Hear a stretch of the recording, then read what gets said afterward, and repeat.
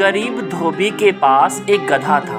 गधा काफी कमजोर था क्योंकि उसे बहुत कम खाने पीने को मिल पाता था। एक दिन धोबी को एक मरा हुआ बाघ मिला। उसने सोचा, मैं गधे के ऊपर इस बाघ की खाल डाल दूंगा और उसे पड़ोसियों के खेतों में चरने के लिए छोड़ दिया करूंगा। किसान समझेंगे कि वो सचमुच का बाघ है और उससे डरकर दूर रहेंगे और गधा आराम से खेत चर लिया करेगा। धोबी ने तुरंत अपनी योजना पर अमल कर डाला। उसकी योजना काम कर गई।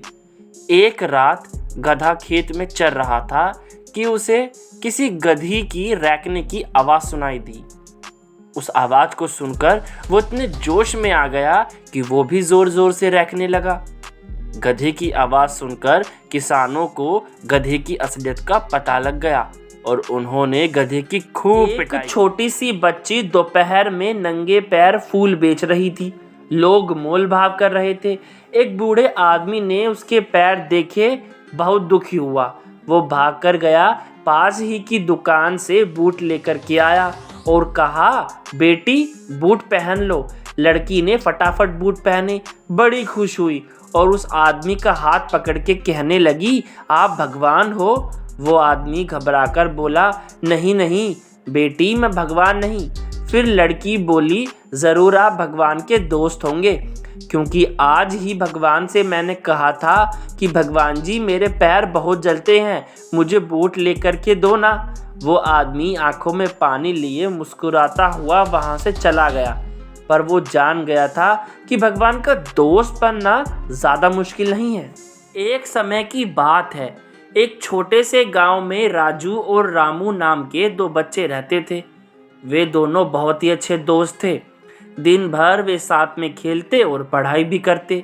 एक दिन रामू अपनी माँ के साथ शहर गया, जबकि राजू गांव में ही रहा।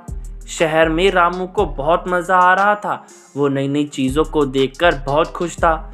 लेकिन जब शाम को वो अपने गांव वापस आया तो उसे बहुत अकेलापन महसूस हो रहा था।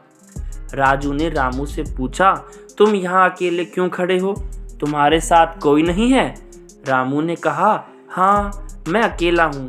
मुझे शहर में बहुत मज़ा आ रहा था, लेकिन अब घर वापस आकर मुझे अच्छा नहीं लग रहा।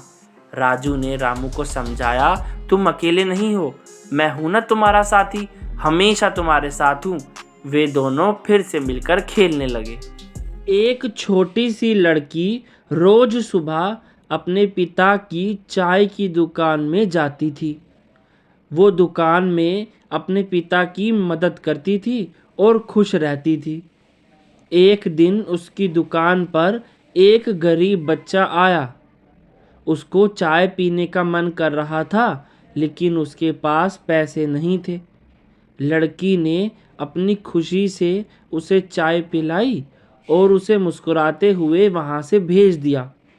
इस कहानी से हमें ये सीख मिलती है कि हमसे जितना बन सके दूसरों की मदद करनी चाहिए।